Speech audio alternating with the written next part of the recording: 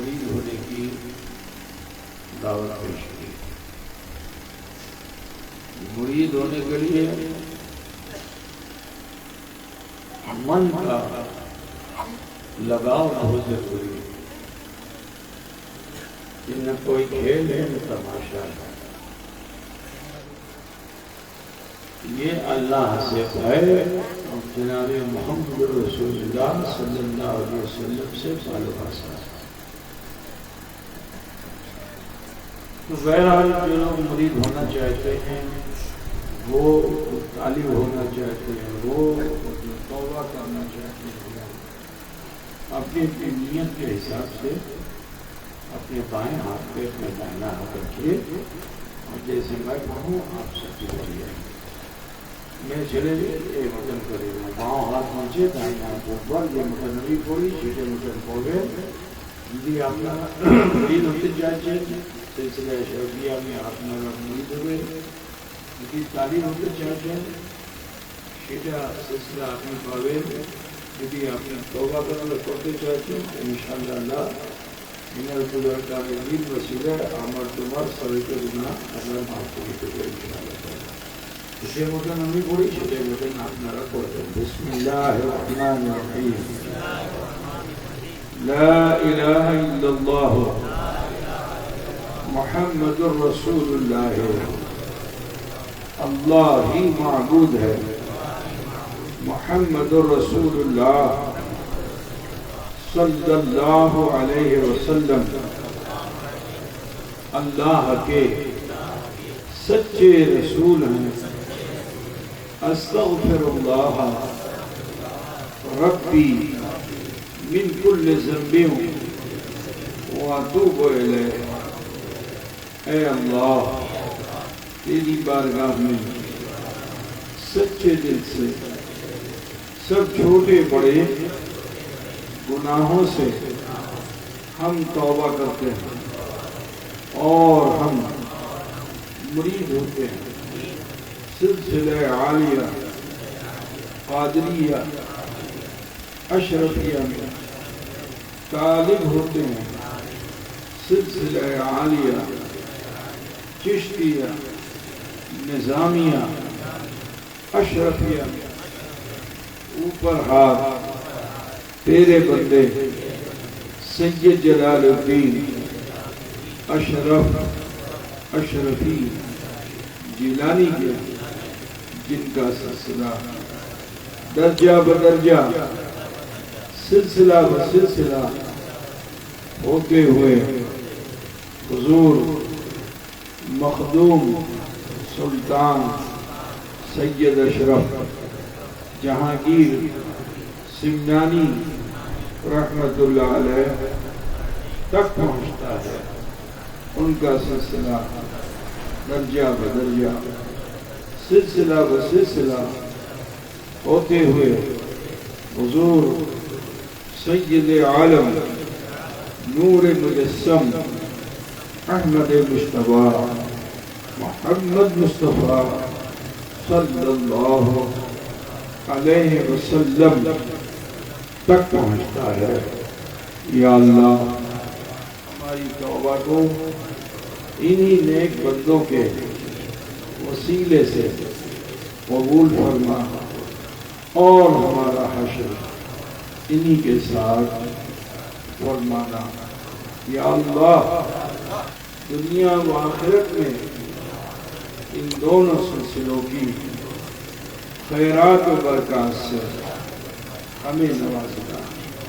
آمین آمین آمین۔ الفاتحہ۔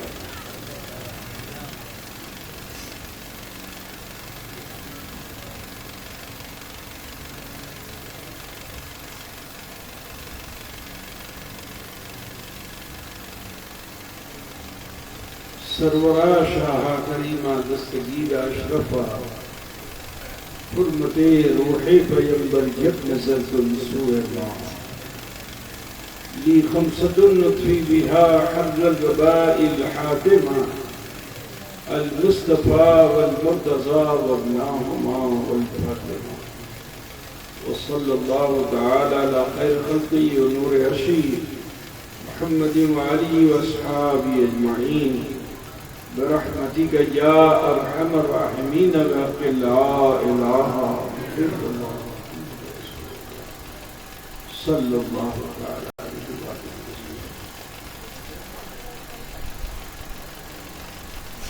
الحمد لله رب العالمين والعاقبة للمتقين والصلاة والسلام على سيد المرسلين وعلى آله الطيبين الطاهرين أما بعد أعوذ بالله من الشيطان الرجيم بسم الله الرحمن الرحيم.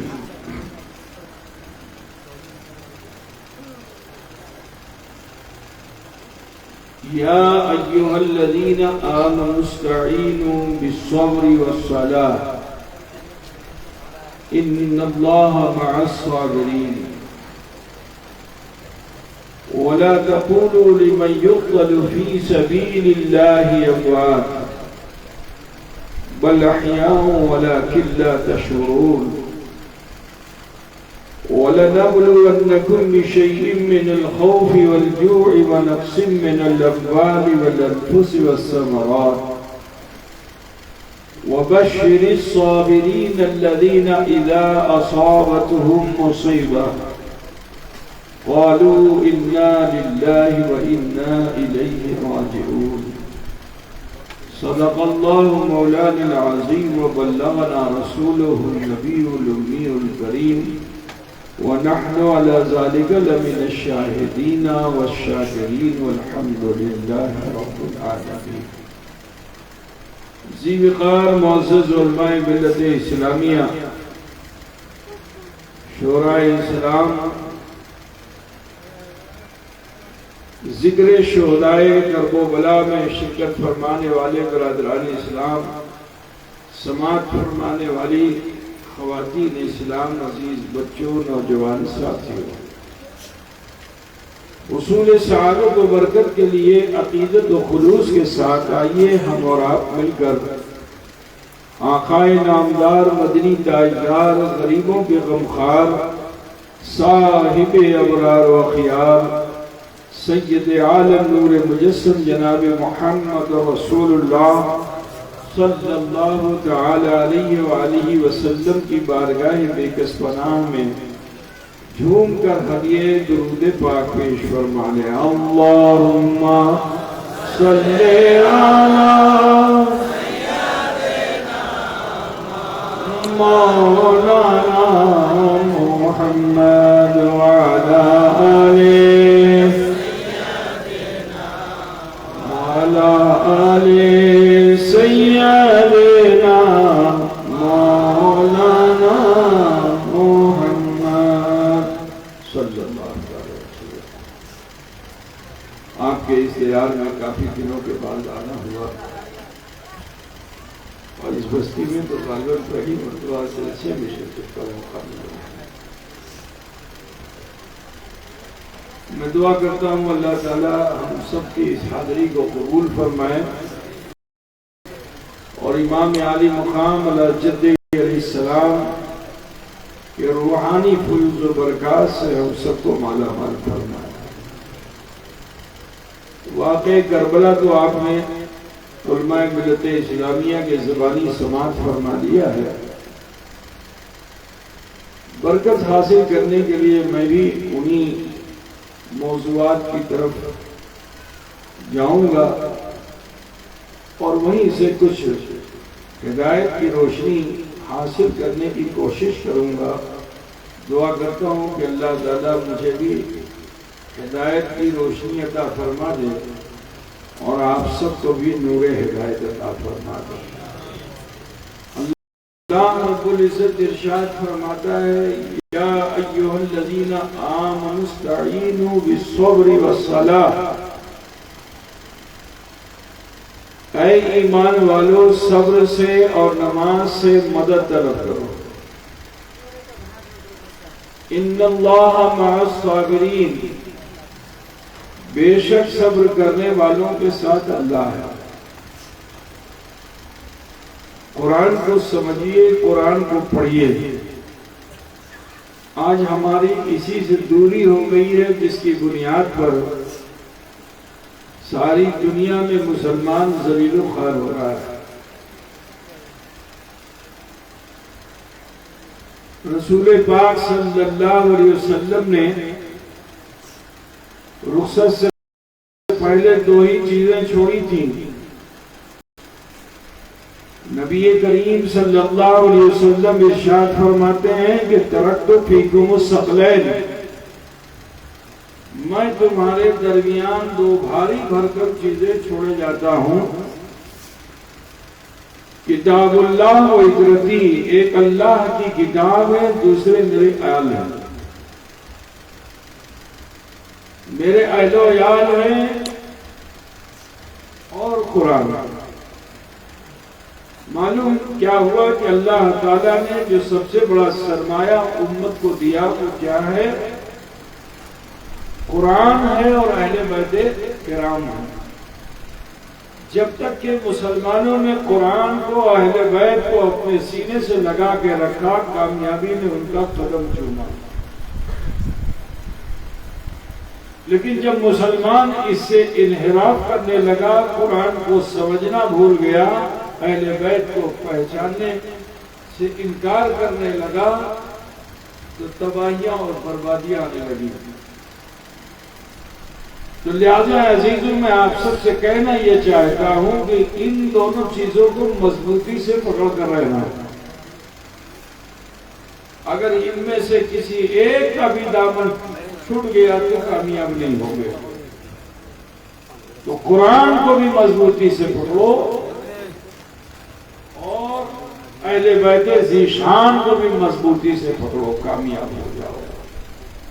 ایک دوسرے مقام پر رسول کائنات صلی اللہ علیہ وسلم ارشاد فرماتے ہیں کہ اہل بیتی کا سفینۃ نوح من رکبها نجا ومن تخلف عنها ہلک، کہ اہل بیت اطہار یہ نوح کے سفینے کے مانند ہے، نوکا کے مانند ہے۔ آپ دریا کے کنارے رہتے ہو اور آپ کو نوکا کی اہمیت معلوم ہے نا؟ نہیں کیوں؟ نوکا پوچھتے ہو نہیں پوچھتے ہو؟ آپ لوگ تو نوکا جانتے ہو نا بھائی؟ اب تماشے بازیاں چھوڑو، ایسے مت کرو۔ سوچو کہ کربلا میں امام حسین کیسے رہے ہوں گے؟ تم 3 گھنٹہ نہیں پیاسے رہ پا رہے ہو، اور امام حسین نے 3 دن پیاس سے گزاری۔ ذرا سوچو، ابھی سوچ جو ہے وہ تفریح مت کرو، تھوڑی دیر دھیان سے سنو، زیادہ دیر میں آپ کا نہیں لوں، میں سمجھ بھی زیادہ ہو چکا ہوں، اور بنگلہ بھاشا میں آپ اچھے سے سن بھی چکے ہو۔ وہ بھی جیونی وقتہ مولانا شاہجہاں جو آپ کی رگ رگ سے واقف ہیں، اور انہیں معلوم ہے کہ کس طرح سے آپ کے سامنے دعوت پیش کرنی ہے۔ الحمدللہ آپ نے ان کی مدلل مفصل تقریر کو سماعت کر لیا۔ ہو سکتا ہے کہ میری بھاشا آپ کی سمجھ میں نہ آ رہی ہو، لیکن حال و واسا میں اگر آپ بیٹھے رہو گے نا تو انشاءاللہ تعالی محبان اہل بیت میں تمہارا بھی نام ہو جائے گا۔ اس کا مطلب ہے کہ تم لوگ پوچھتے بھی ہو، ماشاءاللہ۔ تو رسول کائنات صلی اللہ علیہ وسلم نے کیا ارشاد فرمایا کہ اہل بیت کا سفینۃ نوح من رکبها نجا ومن تخلف عنها ہلک، کہ میرے اہل بیت جو ہیں یہ سفینے نوح کے مانند ہیں، جو اس پر سوار ہو گیا وہ کامیاب ہو گیا، اور جس نے چھاڑ دیا وہ ہلاک ہو گیا۔ اب میں آپ کو ایک بات اور بھی بتانا چاہتا ہوں۔ نوکا پہ اگر راتری بیلا آپ کو یہاں سے جھارکھنڈ جانا ہو اور کسی کو دل نہیں معلوم ہو، تو اگر دل نہیں معلوم ہوگا تو وہ کیا کرے گا؟ تو آسمان کی طرف دیکھے گا، پورب دکھ کا ستارہ کدھر ہے، پشچم دکھ کا ستارہ کدھر ہے نا؟ اتر دکھ کا ستارہ کدھر ہے، دکھن دکھ کا ستارہ کدھر ہے؟ تو پھر وہ نوکا کو آسمان میں دیکھتا رہے گا ستارے کو، اور جس سمت اس کو جانا ہے اسی سمت وہ اپنی نوکا کو کہنا شروع کر دے گا، ہے نا؟ کیا بھائی ایسے ہی ہوتا ہے؟ تو آج کے زمانے میں بڑی ٹیکنالوجی آ گئی، کمپاس آ گیا، سب کچھ آ گیا، آسمان کی طرف دیکھنے کی ضرورت ہی نہیں، اپنی گھڑی میں ہی دیکھ لو، ہے نا؟ لیکن پہلے زمانے میں جو لوگ سمندر میں بادبانی کرتے تھے، آپ کی تو چھوٹی سی ندی ہے، پہلے لوگ نوکا کو سمندر میں ڈالتے تھے، یہ المعارف دیش کا آدمی ہندوستان آ گیا، ہندوستان دیش کا آدمی افریقہ پہنچ گیا، نوکا کے ذریعے کیسے پہنچتے تھے؟ ستاروں کو دیکھتے تھے۔ جب تک ستارے دیکھو گے نہیں اس وقت تک منزل نہیں پاؤ گے۔ تو نوکا پہ بیٹھ کر تو آپ کامیاب ہو، لیکن میرے نبی نے فرمایا کہ اصحابی کا نجوم بأیہم اقتدیتم اہتدیتم، کہ میرے صحابہ وہ ہیں جو ستاروں کے مانند ہیں، جنہوں نے ان کی اقتداء کر لی وہ ہدایت یافتہ ہو گئے۔ پتا کیا چلا کہ نوکا پہ بیٹھ کر کے ضروری ہے کہ ہمارا دھیان صحابہ کی طرف ہو۔ جی صحابہ کی طرف ہمارا دھیان نہیں ہوگا تو نوکا اٹھائے جاوے ابھی دھیان دو نا، ٹھیک ہے؟ سمجھ گئے نا بھائی؟ عزیزو، دو چیزیں چھوڑی ہیں کہ اہل بیت اور دوسرے قرآن۔ اب قرآن کو سمجھنے کے لیے اہل بیت کی ضرورت ہے، اور اہل بیت کو سمجھنے کے لیے قرآن کی ضرورت ہے۔ اہل بیت کو کیسے سمجھو گے؟ قرآن سے، کیونکہ اللہ تعالیٰ نے ارشاد فرما دیا۔ کیا رب تعالیٰ نے ارشاد فرمایا کہ قُلْ لَا أَسْأَلُكُمْ عَلَيْهِ أَجْرًا إِلَّا الْمَوَدَّةَ فِي الْقُرْبَى۔ اے محبوب آپ ارشاد فرما دیجئے کہ دعوت و تبلیغ پر میں تم سے کوئی معاوضہ طلب نہیں کرتا مگر تمہارے قرابت داروں کی۔ ٹھیک ہے؟ تو معلوم کیا ہوا کہ قرآن نے اہل بیت کا مقام بتا دیا، اور اہل بیت امت کو قرآن کا مقام بتا رہے ہیں، قرآن کا مرتبہ بتا رہے ہیں۔ کہ میں بات کی ہے لیکن پہلے بتا دوں کہ گردن کٹ گئی اہل بیت کی۔ امام حسین کربلا کی سرزمین پر شہید کر دیے گئے، جب ان کے سر کو نیزے پہ چڑھایا گیا تو حضرت امام حسین وہ ہیں کہ جن کی عظمت کو قرآن نے بیان کیا، لیکن وہ حسین ہیں کہ جب آپ نیزے پہ چڑھ گئے تو حضرت حسین نے ان ظالموں کو کہ جو شراب پینے والے تھے، جو جوا کھیلنے والے تھے، جو زنا کرنے والے تھے، جو خطا کرنے والے تھے، تو ان یزیدیوں کو بتا دیا کہ تم نے تو میری گردن کو کاٹ دیا ہے، لیکن عظمت قرآن کو بتانا یہ میری ذمہ داری ہے۔ تو نیزے پہ چڑھ کر کے بھی اس حسین نے تلاوت قرآن کر کے عظمت قرآن کو بتایا۔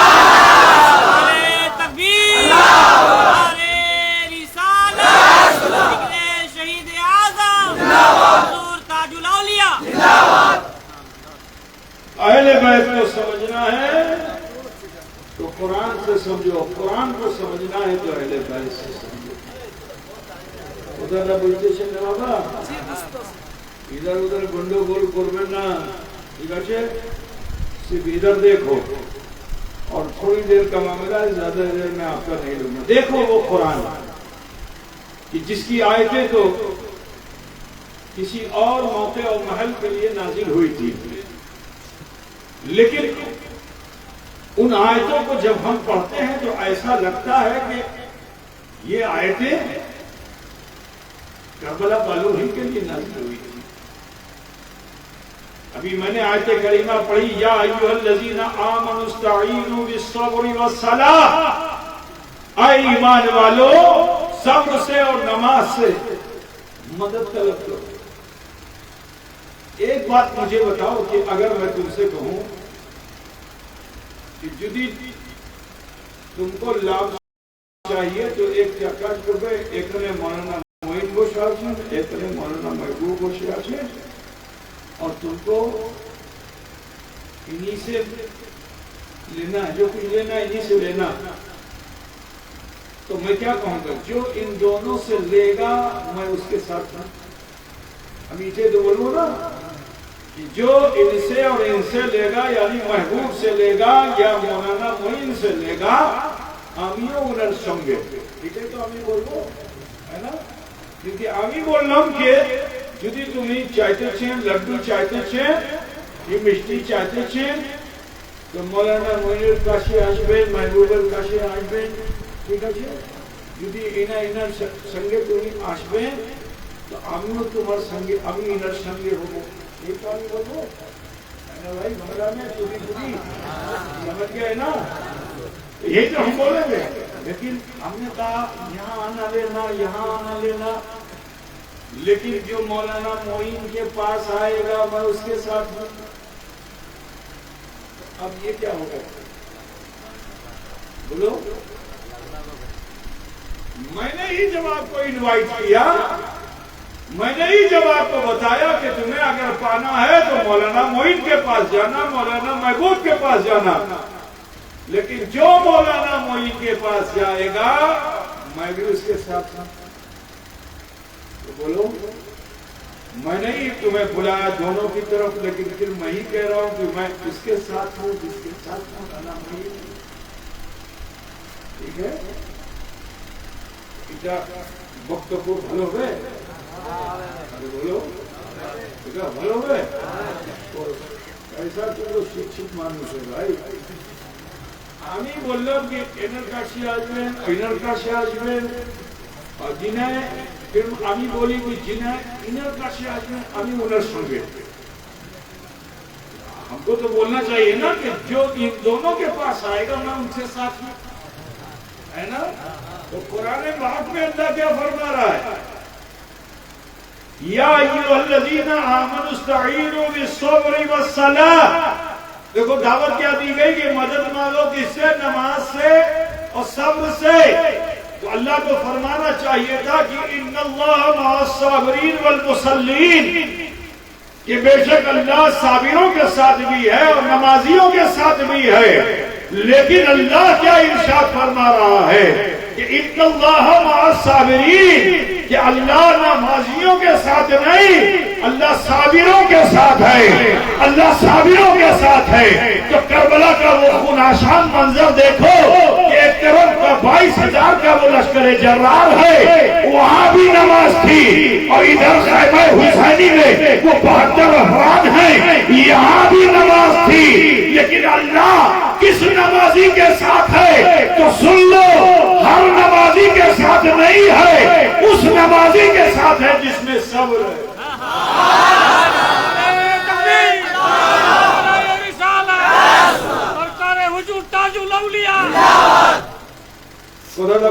ना बाबा क्योंकि हर नमाजी साबिर नहीं हो सकता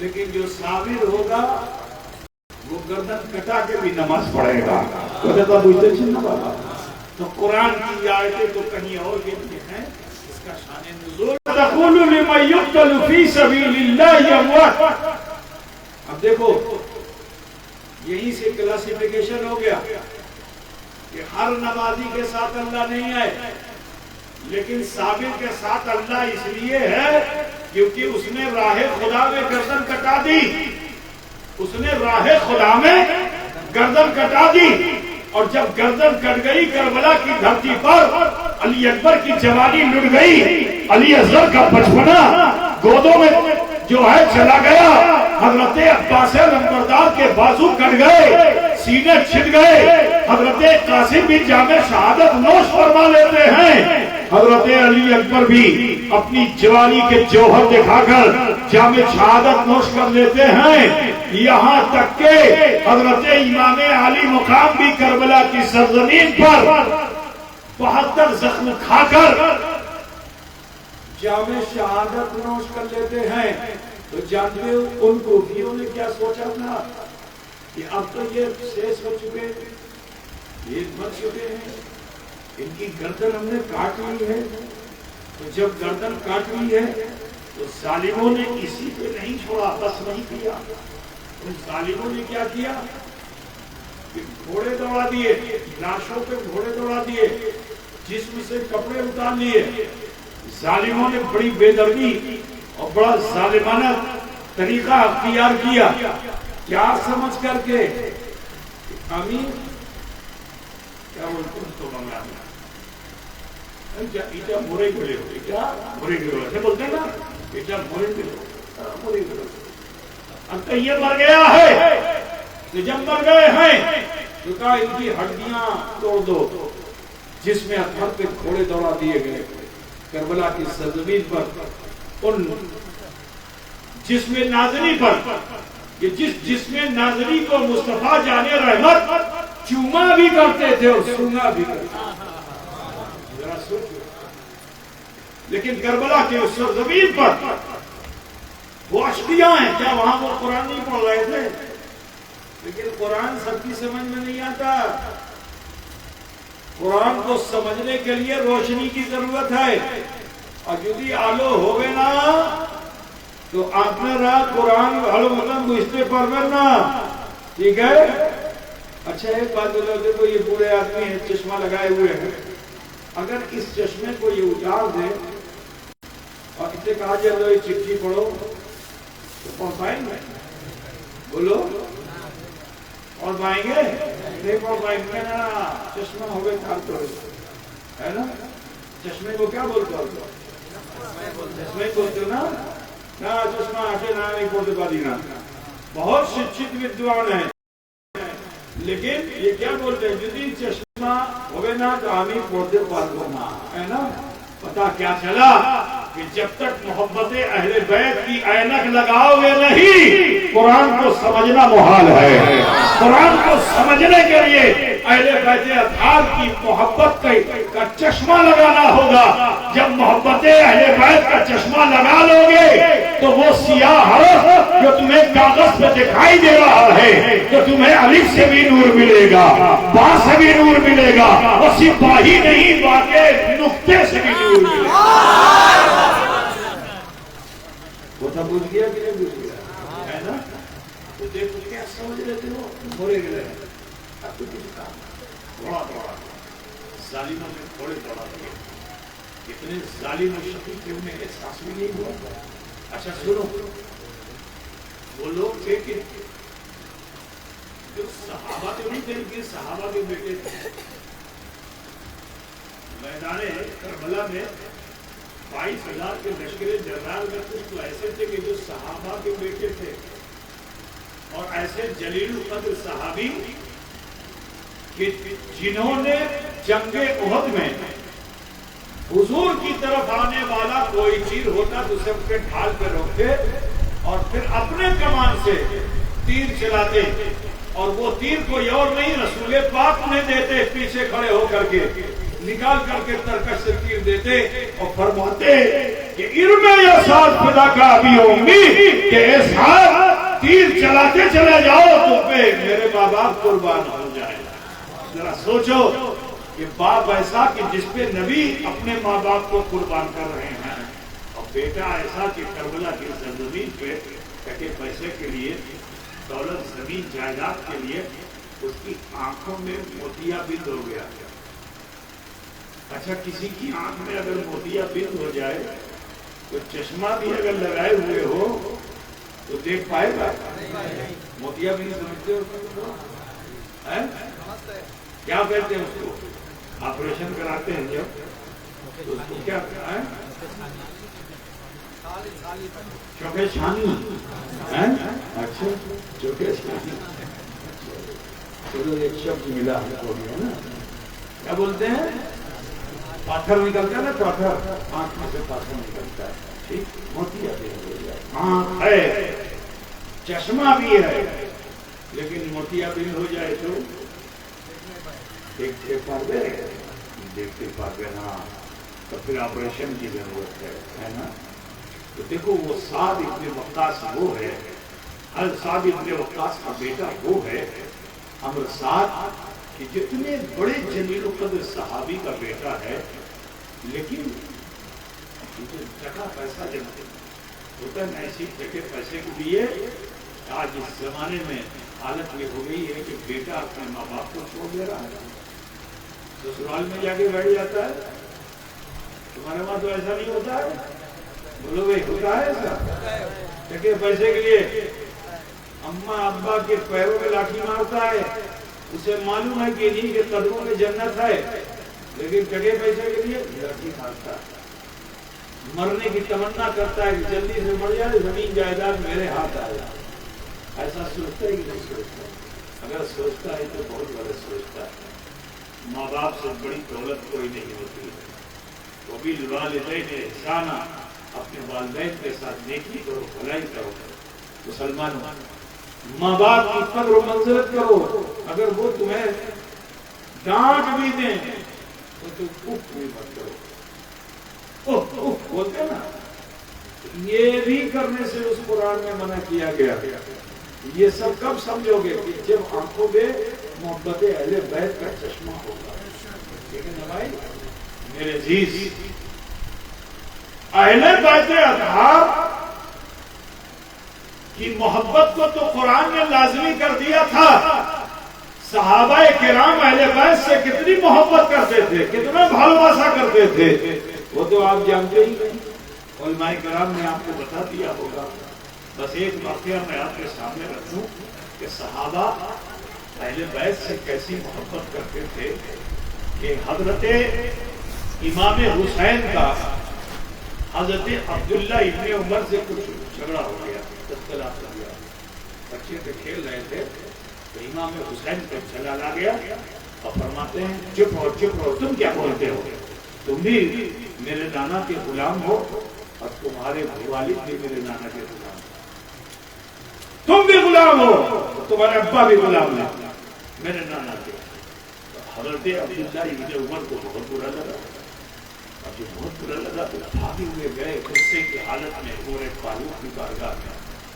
हजरत उमर ने जो अपने बेटे को आते हुए देखा गुस्से की हालत में, तो मेरे नबी ने फरमाया था कि जब गुस्से की हालत हो खड़े हो तो बैठ जाओ।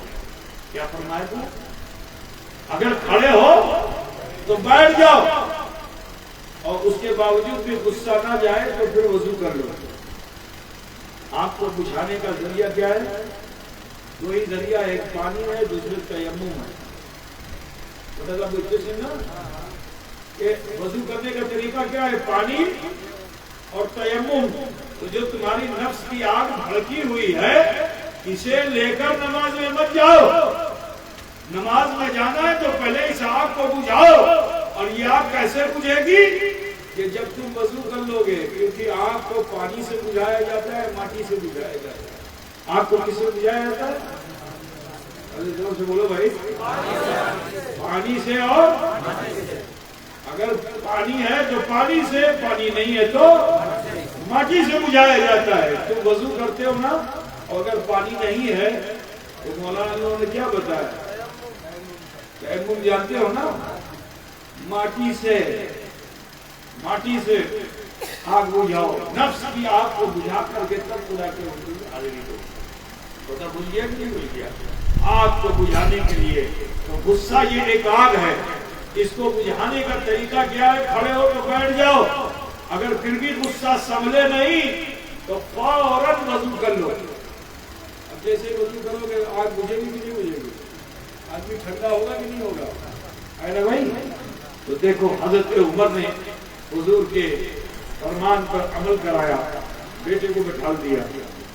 जब अब्दुल्ला इब्ने उमर कुछ देर बैठे बैठे थोड़ा मिजाज ठंडा हुआ तो हजरत उमर ने पूछा कि बेटे किस लिए आए हो? क्या बाबा जान आज तो बहुत बुरा हो गया। क्या हो गया? कहा हुसैन ने मुझे भी गुलाम कह दिया और आपको भी गुलाम कह दिया। क्या कहा? उन्होंने ये कहा कि तुम भी गुलाम और तुम्हारे बाप भी मेरे नाना के गुलाम हैं। हजरत उमर ने जो सुना तो अपने बेटे से तकरार करने लगे। क्या कहा? बेटा वही बोल रहा है। क्या कहा? जब 2-3 मरतबा कह दिया, कहला लिया तो कहा अच्छा जाओ, जो हुसैन ने कहा है उसको लिखवा के ले आओ। जो हुसैन ने कहा है उसे लिखवा कर लाओ। उमर बड़ा खुश हुए कि चलो अब तो सजा मिलेगी, लेकिन एक फरमान हो जाएगा तो सजा मिलेगी।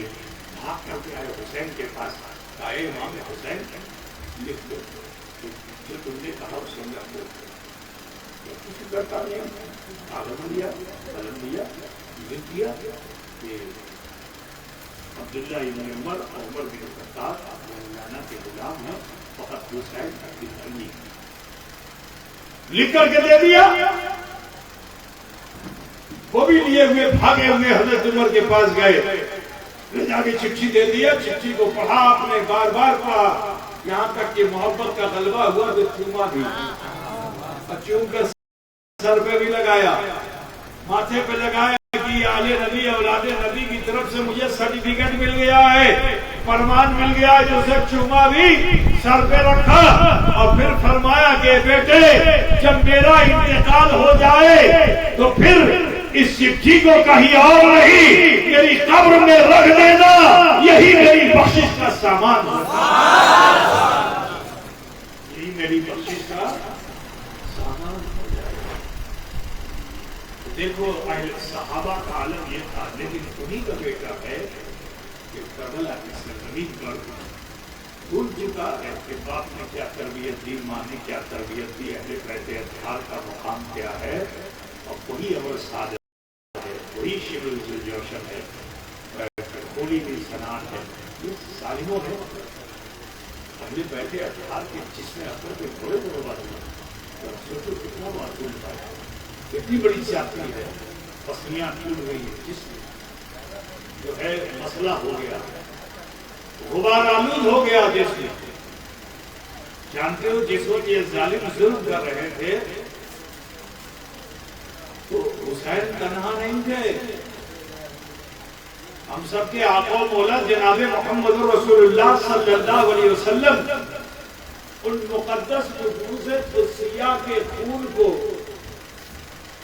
ایک برتن میں جمع کر رہے تھے, شیشے کے برتن میں جمع کر رہے تھے, اور اس چیز کو سپنے میں دیکھا کس نے؟ حضرت عبداللہ ابن عباس نے, جو مفسر قرآن ہیں, انہوں نے سپنے میں دیکھا. اور دوسری طرف حضرت ام سلمہ ام المومنین نے بھی سپنے میں دیکھا کہ حضور صلی اللہ علیہ وسلم کا جسم مبارک جو ہے لباس مبارک پھٹا ہوا ہے اور غبار آلود ہے, آپ کی زلف عنبری میں غبار لگا ہوا ہے, اور اللہ کے رسول صلی اللہ علیہ وسلم ایک شیشی میں ان شہیدوں کے خون کو جمع کر رہے ہیں. ذرا خیال کرو, پھر رسول یہ کر رہے تھے اور ادھر ظالم کیا کر رہے تھے, اہل بیت اطہار کو جس میں اثر کے بہت دوڑا رہے تھے. بولو کیا میرے نبی نے دیکھا نہیں ہوگا؟ جانتے ہو اللہ کے رسول کتنا پیار کرتے ہیں ان اہل بیت اطہار کو, کہ اگر امام حسین رونے لگے تو اللہ کے رسول صلی اللہ علیہ وسلم بیوی فاطمہ سے فرماتے ہیں, اے فاطمہ جلدی چپ کراؤ, جلدی چپ کراؤ, حسین کے رونے سے مجھے ایذا ہوتی ہے, حسین کے رونے سے مجھے تکلیف ہوتی ہے. ذرا خیال کرو کہ جو رسول فاطمہ کی گود میں رونے والے بچے کو رونے نہ دے, ذرا سوچو کہ کربلا کے میدان میں انہوں نے جب ان مقدس بیویوں کو روتا بلکتا ہوا دیکھا ہوگا تو بتاؤ یہ شفاعت کی امید رکھتے ہیں کوفی, اللہ کے رسول کی شفاعت یہ نہیں ملے گی کوفیوں کو کہ جنہوں نے جانتے پوچھتے بھی, جن کی آنکھیں پتھرا گئی تھی, جو روشنی جس روشنی کو عیسائیوں نے تو دیکھ لیا اور نجران کے کہ جب رسول پاک نے مباہلے میں ان پنجتن کو لے جا کے کھڑا کر دیا تھا تو عیسائی بھی بول پڑا تھا ان کا مقابلہ مت کرو, اگر سامنے آ گئے تو صبح قیامت تک پھر دنیا میں عیسائی مذہب نہ رہے گا. خیال کرو کہ اس عیسائی نے تو چھین لیا, لیکن افسوس ہے کہ اس کلمہ پڑھنے والوں نے عظمت اہل بیت کو فراموش کر دیا. صرف دنیا کی قدر میں کیا پیسہ پابو بیشی پابو. آج اس زمانے میں بھی ہمارے لوگ پیسے کے لیے غلط راستے اختیار کرتے ہیں, غلط روی اختیار کرتے ہیں. اے مسلمانوں, یزیدی تہذیب مت اختیار کرو, کیونکہ پیسے کے لیے شریعت کے خلاف کام مت کرو.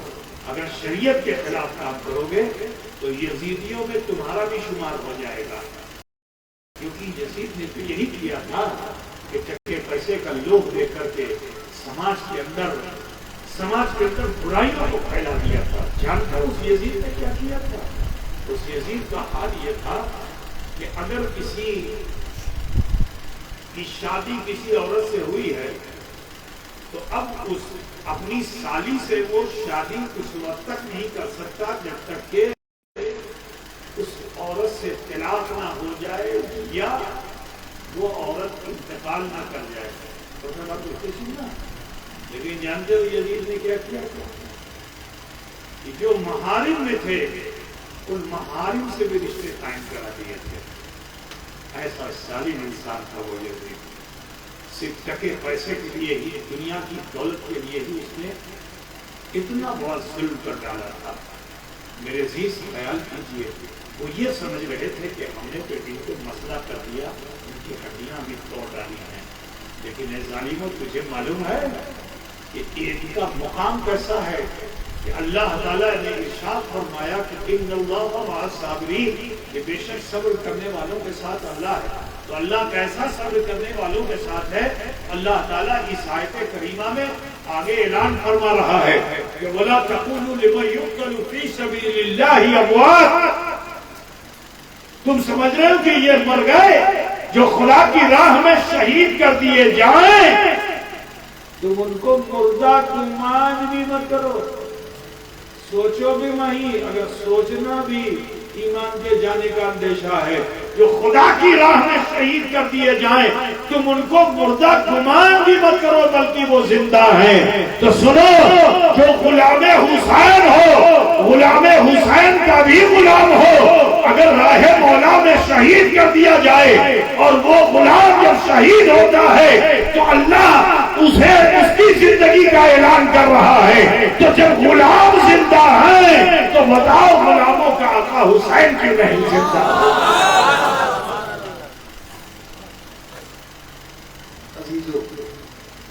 تو آیتوں کے سارے کیونکہ واقعے سے آپ سن چکے ہیں, انہیں میں سے نہیں ہے کہ کنارہ لے کے چل رہا ہوں تاکہ منزل پہ پہنچ جاؤں.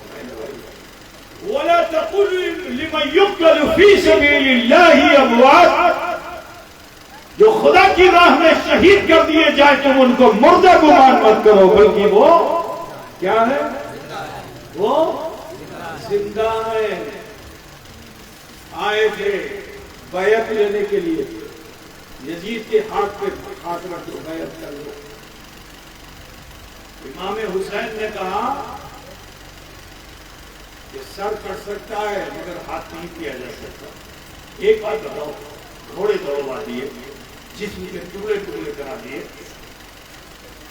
ٹھیک ہے, لیکن دیکھو عقل کو, دیکھو ان کی عقل کو کیا ہو گیا تھا. آئے تھے ہاتھ مانگنے کے لیے اور لے کے گئے کیا؟ ارے بولو, کیا لے کے گئے؟ ارے لے جانا چاہیے کہ ہاتھ مانگ رہے تھے تو ہاتھ لے جاتے. جب شہید ہو گئے تھے, انتقال کر گئے تھے, مردہ سمجھ رہے تھے, جن پہ تم نے گھوڑے دوڑوا دیے ظالموں, ہاتھ لے کے جاتے تو شاید یہ بھی خوش بھی ہو جاتا. لیکن کیا لے کے گئے؟ سر لے کے گئے. تو سنو, اللہ تعالی ارشاد فرماتا ہے جو خدا کی راہ میں شہید کر دیے جائیں تم انہیں مردہ گمان مت کرو بلکہ وہ زندہ ہیں. تو سنو, ان کی زندگی کا ثبوت تو ان اشقیاء کے نیزوں پہ چڑھے ہوئے وہ سر ہیں کہ جن سروں سے قرآن کی تلاوت کی آواز آ رہی ہے. تو زندہ ہے واللہ, تو زندہ ہے واللہ, میری چشم عالم سے چھپ. دیکھو زندگی کا ثبوت بتاتا ہے. ابھی یہ لوگ کچھ دور قافلے کو لے کے کس طرح گئے تھے جانتے ہو؟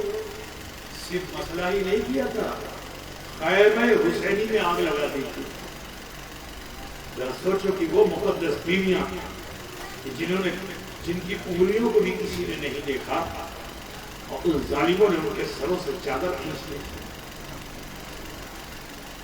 وہ ظالم کیسے تھے کہ کربلا کی سرزمین پر مقدس بیویوں کو پردے میں بھی نہیں رہنے دیا, خیمے کو جلا ڈالا, جو چادریں وہ اوڑے ہوئی تھی اسے کھینچ لیا. یہی نہیں، روایت تو یہ بھی ہے کہ حضرت سکینہ کے کان میں بالی تھی ان ظالموں کو ظلمن، کیونکہ وہ تو آئے تھے دولت و ثروت کے لیے، اس بالی کو بھی کھینچ لیا تھا جس سے حضرت سکینہ کے کان سے خون کے فوارے نکل پڑے تھے۔ ذرا سوچو کیسے ظالم تھے، شدید تھے۔ یہ خیال بھی نہ کیا کہ یہ پہلے بیٹھے اطہار ہیں جن سے مصطفیٰ اتنی محبت کرتے ہیں، خیمہ حسینی میں ان مستورات کا بھی خیال نہ کیا، ان مقدس بیویوں کا بھی خیال نہ کیا کہ حضرت زینب کا خیال کر لیتے، حضرت شہر بانو کا خیال کر لیتے کہ جس شہر بانو کو حضرت عمر فاروق نے امام حسین رضی اللہ تعالی عنہ کے نکاح میں دیا تھا۔ ذرا سوچو، وہ چہیتی بیٹی سکینہ ہیں کہ جو امام حسین کی بڑی چہیتی بیٹی ہے، بڑی لاڈلی بیٹی ہے، لیکن وہاں وہ مظلوم ہے، اور اسی خیمے میں ابھی بھی بیمار ہے، ظالم ان کی طرف بھی پڑے تھے تلوار لے کر، لیکن پھر کسی شخص نے روکا کہ اس بیمار کو خود ہی ہے، مر جائے گا، اس پہ تلوار چلانے کی کیا ضرورت ہے، اس کی تو حالت سے بخار تیز تھا حضرت آبی بھی بیمار کو۔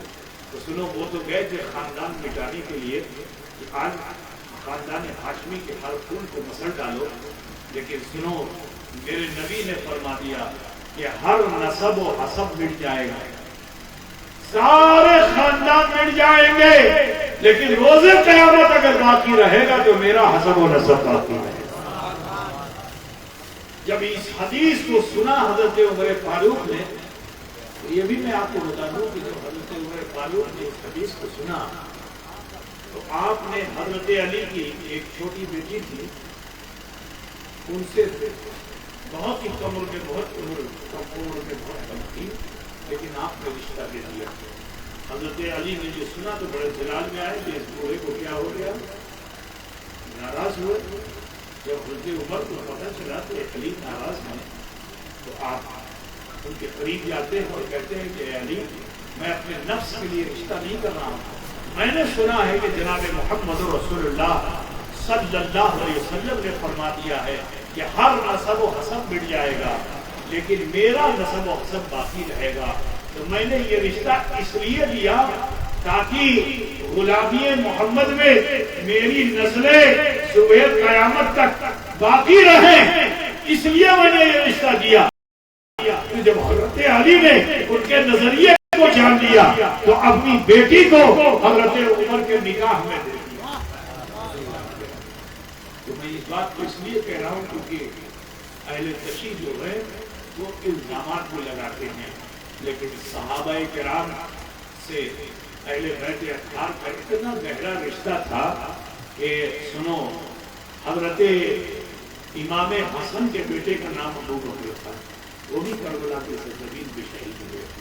مولا علی کے بیٹے کا نام عمر تھا، وہ بھی کربلا کی سرزمین میں شہید ہوئے۔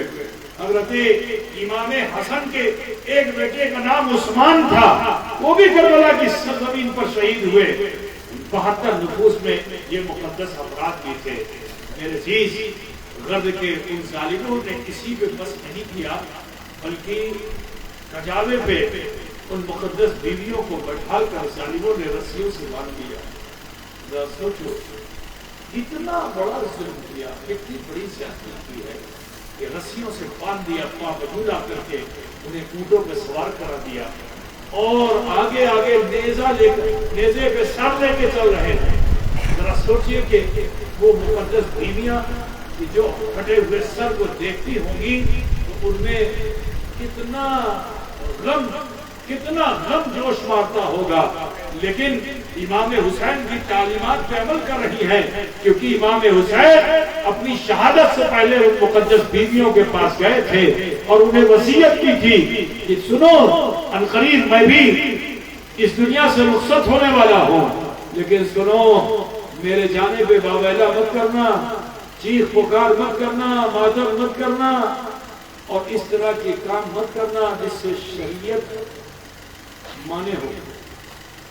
تو مقدس بیویاں ذرا سوچو کہ سامنے سر ہے، بھائی کا سر ہے، باپ کا سر ہے، تو ذرا سوچو کہ ان مقدس بیٹوں کا سر ہے اور اس سے وہ مقدس بیویاں دیکھ رہی ہیں، لیکن کیسی صابرہ تھی، اس طرح صبر کرنے والی وہ مقدس بیویاں تھی۔ عزیزو یہ قافلہ چل رہا تھا اور وہ ڈھول نغارے بجاتے ہوئے اور قافلے کو لے کر جا رہے تھے، اپنے اپنے نیزوں پہ سروں کو اٹھا کر کے ناچتے جا رہے تھے۔ یہ شام جب ہوئی تو ایک جگہ پہ پہنچے، وہاں گرجا گھر، اب وہ گرجا گھر تھا، اس کا پادری شور سن کر کے باہر آیا۔ اس نے دیکھا کہ کچھ لوگ ایسے ہی جو ظالمانہ اس طرح سے سفر کر رہے ہیں کہ کسی کے سر کو نیزے پہ لگا کر کے اور ڈھول تاشے مجیرے کے ساتھ جا رہے ہیں۔ اس نے قافلے کو روکا اور پوچھا کہ یہ کون لوگ ہیں؟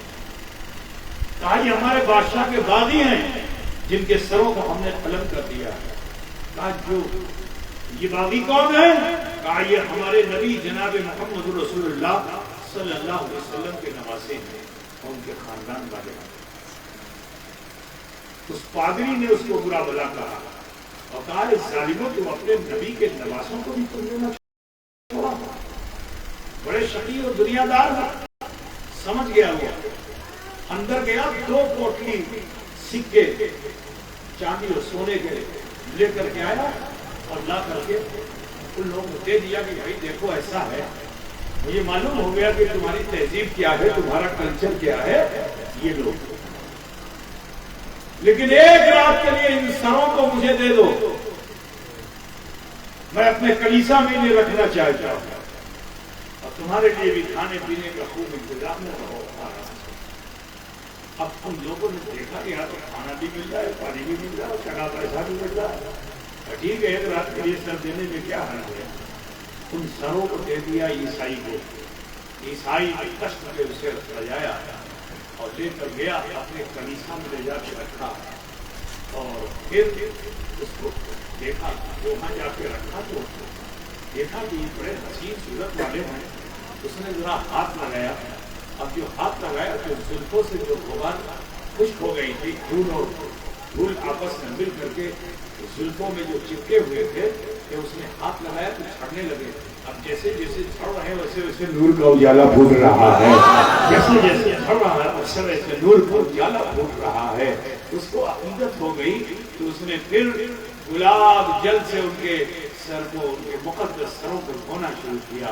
جیسے جیسے دھوتا جا رہا ہے غبار چھٹتی چلی جا رہی ہے، ایسا لگ رہا ہے کہ جیسے اس رات کے اندھیرے میں کوئی سورج اگ رہا ہو، کوئی سوریہ اجے ہو رہا ہو، پورا کمرہ بقعہ نور ہو گیا۔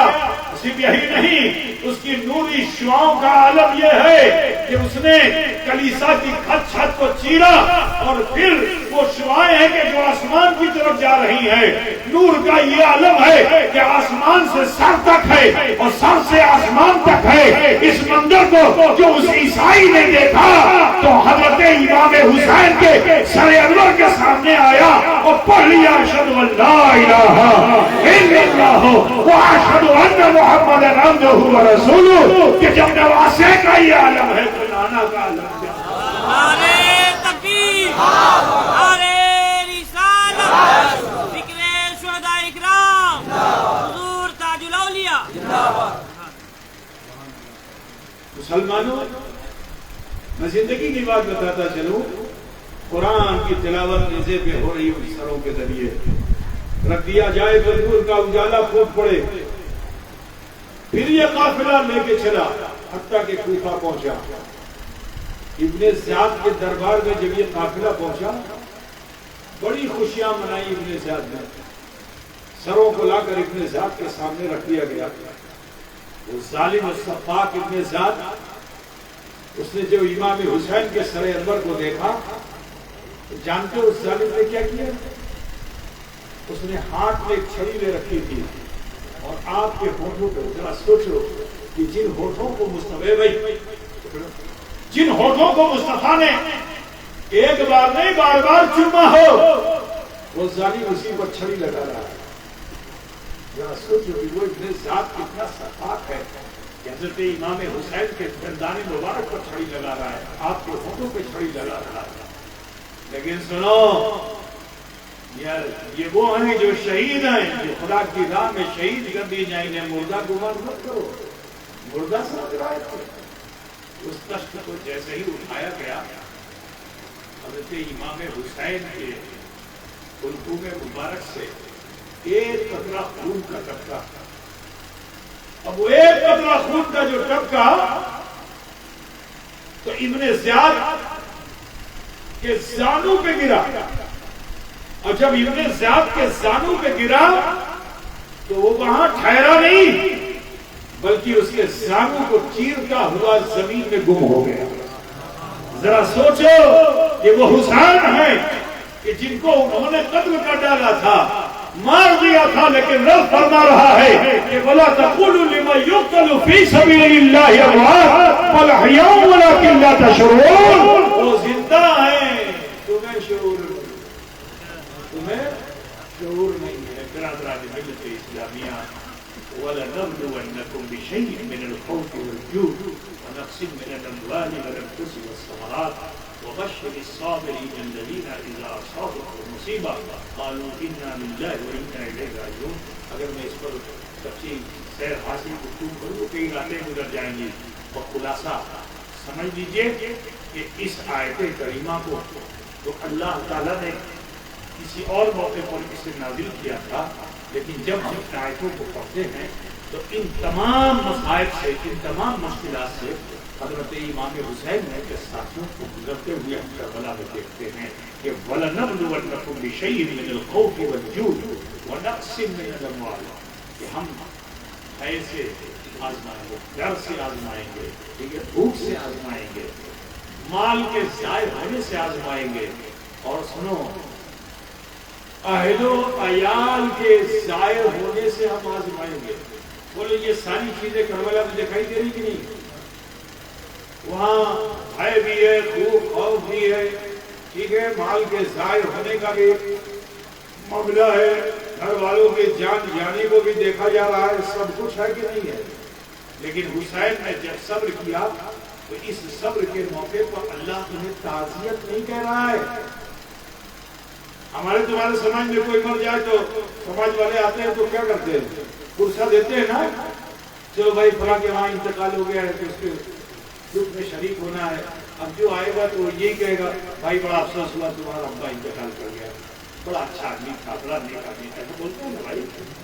لیکن اللہ تعالیٰ ان شہیدوں کو، ان صبر کرنے والوں کو پرسہ نہیں دے رہا ہے، بلکہ خوشخبری دے رہا ہے. کیونکہ یہ دنیا ہمیشگی کی نہیں ہے، یہ دنیا ہمیشگی کی نہیں ہے. یہاں سے ہمیں تمہیں جانا ہے. ہم نے تمہیں اسی کو اصل سمجھ لیا ہے. لیکن اے مسلمانوں، یہ ہماری اصل زندگی نہیں ہے. اس زندگی کے بعد ایک اور زندگی ہے جو آسانیوں کی بھی ہے اور مشکلوں کی ہے. مشکلیں ہیں تو اتنی مشکل ہے کہ پھر آسانی ملنے والی نہیں ہے، اور آسانی ہے کہ اتنی آسانی ہے کہ پھر مشکل ملنے والی. سنو اللہ تعالیٰ کیا فرماتا ہے، وَبَشِّرِ الصَّابِرِينَ الَّذِينَ إِذَا أَصَابَتْهُمْ مُصِیبَةٌ. بشارت ہے ان کے لیے، خوشخبری ہے ان کے لیے کہ جو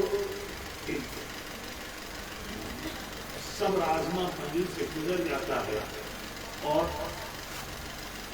یہ کہتا ہے کہ جو اللہ کے لیے اللہ کی طرف سے آیا تھا اسی کی طرف لوٹ گیا، تو اللہ تعالیٰ اس سے کیا خوشخبری دیتا ہے. وہ خوشخبری کیا ہے اسے بھی سنو. اولئک علیہم صلوات من ربہم ورحمہ واولئک هم المهتدون. میرے عزیز، تو میں یہ کہنا چاہتا ہوں کہ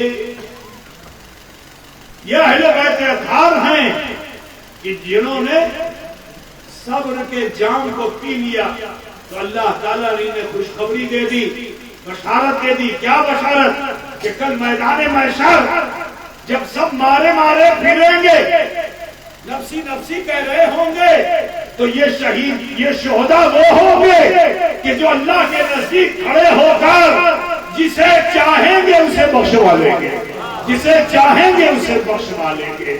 تو اللہ تعالیٰ شفاعت کبریٰ تو محمد رسول اللہ کو دے گا. لیکن سنو، جو صبر کر لیتے ہیں اور جامع شہادت پوش کر لیتے ہیں وہ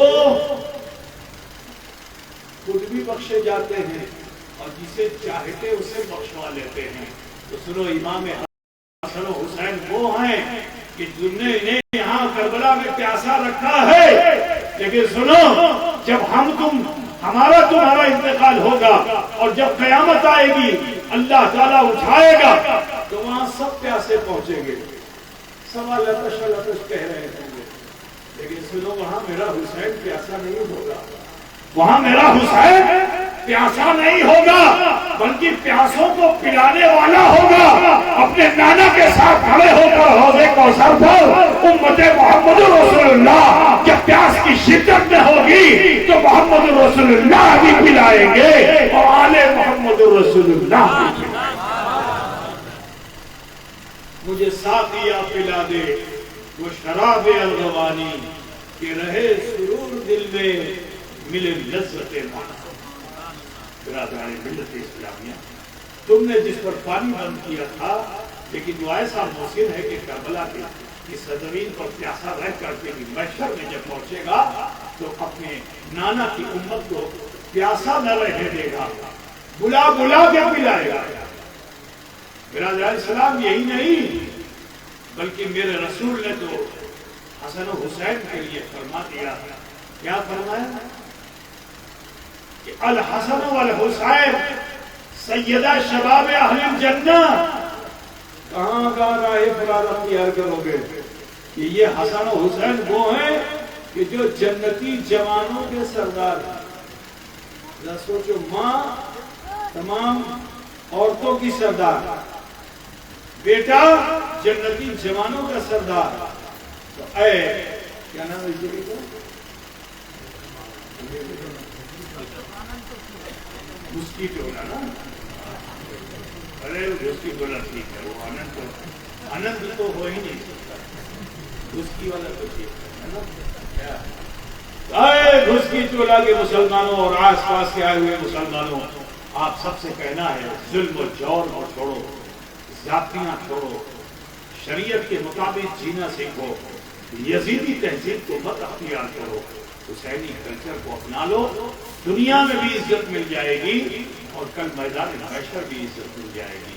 تو لہٰذا آپ سب سے کہنا ہے کہ جب مشکلیں آئیں تو آہو بکا اور چیخ پکار نہ کرو، بلکہ صبر و استقامت کے دامن کو اور مضبوطی سے تھام لو، اللہ مدد کے لیے تمہارے ساتھ ہے۔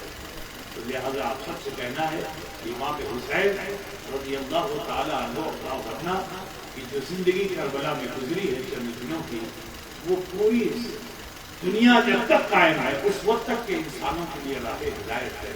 لہٰذا ہمیں اور آپ کو چاہیے کہ امام علی مقام جد علیہ السلام سے تہذیب سیکھنی چاہیے، کلچر سیکھنا چاہیے، جس حسین نے 72 زخم کھا کر کے بھی مزاج دے دیا، کلچر دے دیا کہ مسلمان کو کیسا ہونا چاہیے، صابر ہونا چاہیے اور نمازی بھی ہونا چاہیے۔ اس صابر حسین نے بتا دیا کہ جہاں صبر ہوتا ہے وہی نماز ہوتی ہے۔ تو کربلا کی سرزمین پر امام حسین نے جاتے جاتے امت کو درس کیا دیا، امت محمدی کو درس یہ دیا کہ اگر تلوار کی چھاؤں میں بھی ہو تو نماز کو چھوڑنا نہیں، نماز کو چھوڑنا نہیں۔ آواز وہاں سے یہی آتی ہے کہ نہ مسجد میں نہ بیت اللہ کی دیواروں کے سائے میں نماز عشق ادا ہوتی ہے، تلواروں کے سائے میں۔ لہٰذا آپ سب سے کہنا ہے کہ ایس کے مسلمانوں، آپ سب سے کہنا ہے محبت اہل بیت میں آپ صرف کھچڑے اور ملیدے مت بنائیے، ضرور بنائیے اسے، لیکن ساتھ ہی ساتھ ضروری ہے کہ امام حسین نے جس آخری پیغام کو اپنے وقت شہادت عطا فرمایا وہ ہے سجدہ، وہ ہے نماز۔ تو لہٰذا آپ سب سے کہنا ہے کہ نماز سے غافل مت ہوں۔ ماشاءاللہ آپ نے اپنی آبادی میں مسجد بہت اچھی بنائی ہے، بہت سندر بنائی ہے، اس مسجد کو اپنے سجدوں سے زینت بخشو۔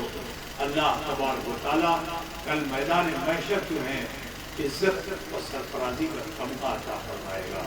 اور میری بہن بیٹیوں سے کہنا ہے کہ میری بہن بیٹیوں اپنے گھروں کو مسجد جیسا بنا لو اور وقت وقت پر مصلی اس طرح بجھا دو کہ لوگ یہ سمجھے کہ گھر ہی یا مسجد ہے۔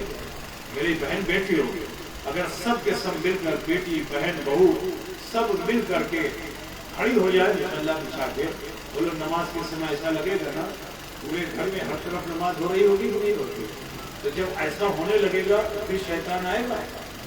آج سب سے زیادہ سنی مسلمانوں کے گھروں میں شیطان گھسا ہوا ہے، یہ اوپرا ہے، نچلا ہے، نہ جانے کیا کیا ہے۔ کیوں ہے؟ اس لیے کیونکہ قرآن کی تلاوت نہیں ہے، اس لیے کہ نماز نہیں ہے، ذکر و اذکار نہیں ہے۔ تو یا حسین کرنے سے کچھ نہیں ہونے والا، یا حسین کا نعرہ مصیبت اچھا ہوگا۔ درود شریف پڑھیے،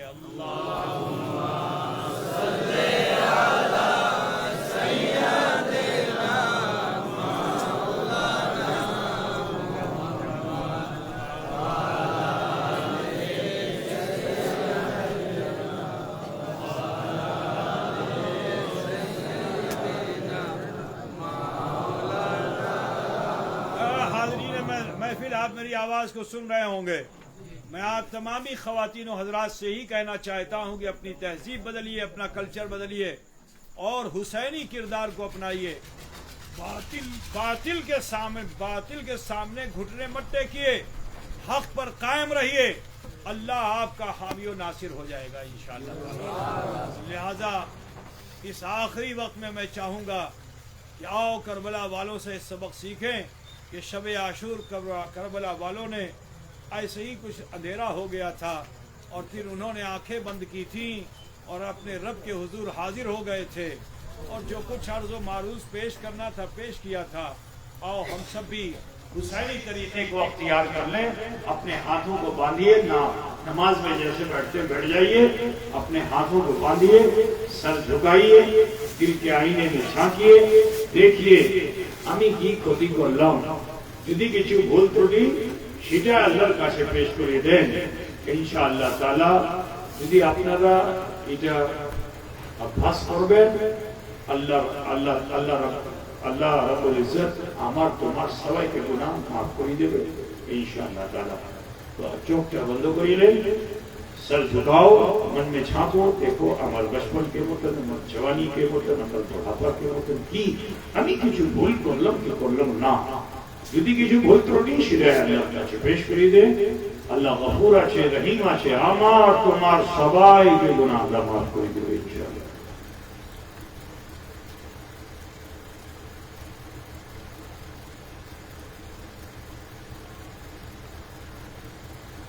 پڑھیے بسم اللہ الرحمن الرحیم، لا الہ الا اللہ محمد رسول اللہ، اللہ ہی معبود ہے، محمد رسول اللہ صلی اللہ علیہ وسلم اللہ کے سچے رسول ہیں۔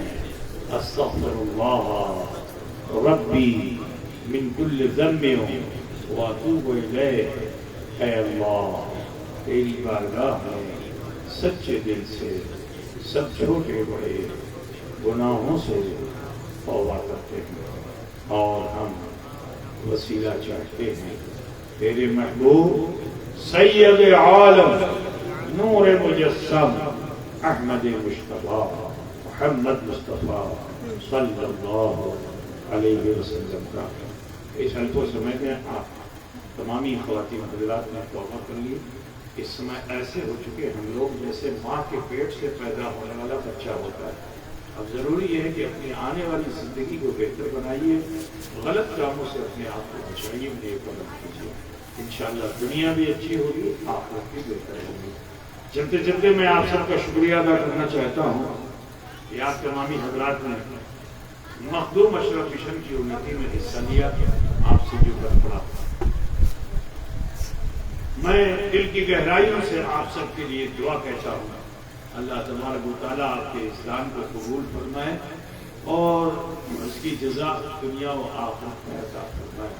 میں آپ سے پوچھنا چاہتا ہوں، آپ پنڈوا پیرانہ پیر سے بہت قریب ہیں، کبھی کبھی آپ کا وہاں جانا ہوتا ہے، تو اتنا بتائیے کہ جو کام وہاں ہو رہا ہے اس سے آپ لوگ سنتشٹ ہیں کہ اسنتشٹ ہیں؟ کاج ہونا چاہیے یا کاج کا بندو ہوتے ہوں گے، ٹھیک ہوتے ہوں گے، ہاں ہونا چاہیے نا؟ تو میرے عزیز آپ سب سے کہنا ہے کہ اس میں آپ بھلواسا کے ساتھ شرکت کیجیے اور جو نیم اور جو طریقہ آپ کو بتایا گیا اس کو پالن کیجیے، انشاءاللہ تعالیٰ اہل سنت والجماعت اہل سنت والجماعت کے لیے وہ ایک ایسا ادارہ ہے کہ اس میں کسی بدعقیدہ سے کام نہیں لیا جاتا۔ وہابی، دیوبندی، شیعہ، جبرانی، قادیانی جتنے بھی بدعقیدہ ہیں، اگر وہ کروڑوں کروڑ بھی دینا چاہے تو ہم اس کو نہیں دیں گے، کیونکہ ہمارا چیلنج ہے کہ بنگال میں پہلے سوچے ہیں اور غریب مانوس کے مدرسہ چل کے ہوئے نا، تو اسی کو ہمارے والد نے توڑنے کی کوشش کی اور چیلنج کر دیا کہ ہمیں کسی اور سے مدرسہ نہیں چلانا ہے، ہمیں صرف سنی صحیح العقیدہ مسلمانوں سے مدرسہ چلانا ہے۔ تو ہندوستان کا وہ الحمدللہ واحد ادارہ ہے جس میں کسی بدعقیدہ کا 1 ٹکا پیسہ نہیں لگتا، لیکن آپ کا 1 ٹکا لاکھوں اور کروڑوں سے اچھا ہے کہ جو آپ نے دان کیا وہ مفتی مشر میں لگتا ہے۔ بہت زیادہ اسی الکل پورٹال سے آج 20-22 سال میں یہ اتنا کام ہو چکا ہے، جس کے بارے میں آپ سب جانتے ہیں۔ مولانا معین بھی اس مدرسے کے مدرس رہ چکے ہیں، الحمدللہ ان کی دلچسپی جب سے لے کے اب تک اسی طرح سے اللہ اجر فرمائے۔ آج خوش نصیب ہے آپ کی ایک اچھا بہترین مدرس جو ہے آپ کے علاقے میں، مجھے کبھی نے بتایا نہیں، لیکن مجھے معلوم ہوا کہ مولانا آپ ہی کے گاؤں کے مدرسے میں ایسے مدرس خدمت انجام دے رہے ہیں۔ تو بہرحال میں اس مدرسے کی ترقی کے تعلق سے بھی دعا کرتا ہوں، اللہ اس کو فرمائے۔ آپ سے یہ کہنا ہے کہ اگر آپ کو ہمارا یہ طریقہ پسند ہے تو آپ اس میں شرکت کیجیے۔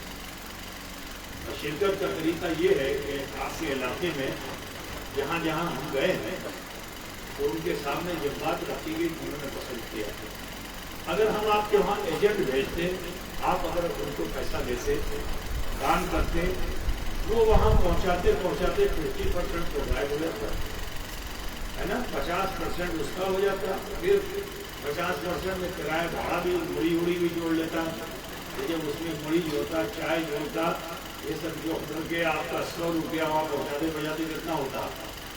100 روپیہ رہتا، لیکن وہ 25 روپیہ ہو جاتا۔ آپ نے دیا 100 روپیہ، بچا پہنچا وہاں 25 روپیہ، تو 3 حصہ نکل گیا، 1 ہی حصہ کو پہنچا، مجھے کام ہو پاتا۔ لیکن آپ کا ایک پیسہ وہاں پہنچا تو آج اللہ کا شکر ہے کہ سنی بھی سینہ پھلا کے کہتا ہے کہ نہیں، مخدوم اشرف مشن نے جو کام کیا ہے ہم غریب مل کر کے بھی بڑا کام کر سکتے ہیں، ہے نا بھائی؟ تو میں اس کے لیے آپ کو ایک دعوت دینا چاہوں گا، اگر پسند آئے تو پھر ذمہ داروں سے رابطہ کر لیجیے گا۔ ہم اس کے لیے ڈبہ دیتے ہیں، ڈبہ پہلے ماٹی کا چوکا تھا، ابھی وہ پلاسٹک کا ہو گیا، ٹھیک ہے؟ وہ آپ اپنے گھر میں رکھیے، دان خیرات کا مسلمان کا سیوا ہے۔ تو جب آپ کو توفیق ہو، جو توفیق ہو، اس میں کوئی پابندی نہیں ہے 365 دن میں 365 بکے ہو گئے، نہیں، 3,65,000 بھی آپ دے سکتے ہیں اسی بکے میں، ٹھیک ہے؟ اور کچھ نہیں دے سکتے تو بھی چلے گا، لیکن ڈبہ رکھیے۔ آپ کے گاؤں کے سب سے غریب سے میں دعوت شروع کرتا ہوں، جو سب سے زیادہ امیر ہے اس کو آپ ہی دعوت دیتا ہوں۔ اس ڈبے کو رکھیے، جو آپ سے توفیق ہو جب ہو اس میں ڈالتے رہیے۔ سال جب پورا ہو تو کوئی ایک ذمہ دار آئے گا، آپ کو اطلاع کرے گا، پورا ڈیٹ پہ ہمارے ہیں یہاں آبادی میں 3 ذمہ دار ہوں گے، ان میں سے کم ایک آدمی کا رہنا وہاں ضروری ہوگا۔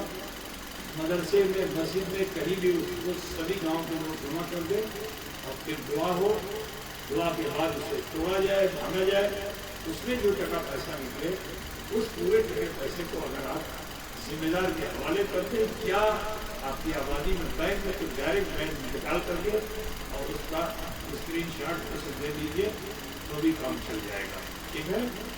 یہ پدھتی اگر آپ کے وہاں رائج کی جائے تو کیا آپ اسے پسند کریں گے؟ جو بھی آپ پسند کریں گے، اگر یہ چیز پسند ہے تو کم سے کم اس مجمع سے جو لوگ اس علاقے کے ہیں ان میں سے ہمیں 3-4 نام دے دیجیے، یہ ٹھیک رہیں گے آپ کے گاؤں کے، یہ ٹھیک رہیں گے آپ کے گاؤں کے، تو وہ نام دے دیجیے، تو اس کا نام ایڈریس ہمارے پاس ہو جائے گا۔ اور پھر ان کی سگنیچر کمپلسری ہوگی جب یہاں سے پیسہ جائے گا.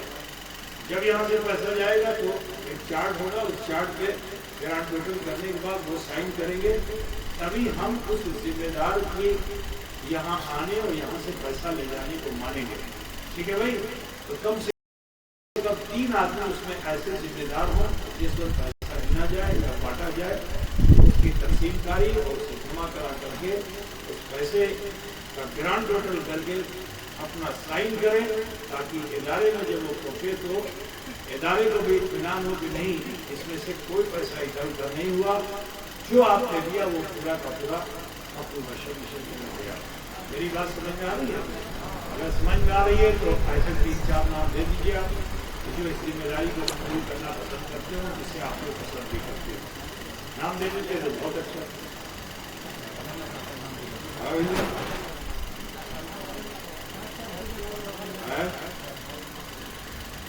ہاں تو کوئی صدام حسین. صدام حسین کون ہے؟ وہ صدام, وہ ٹھیک ہے, اس کو بھی کر لو. کیا نام اس کو؟ عبد اللطیف. اور صدام کون ہے؟ وہی صدام ہے. عبد اللطیف کون ہے؟ یہ سبحان اللہ. اور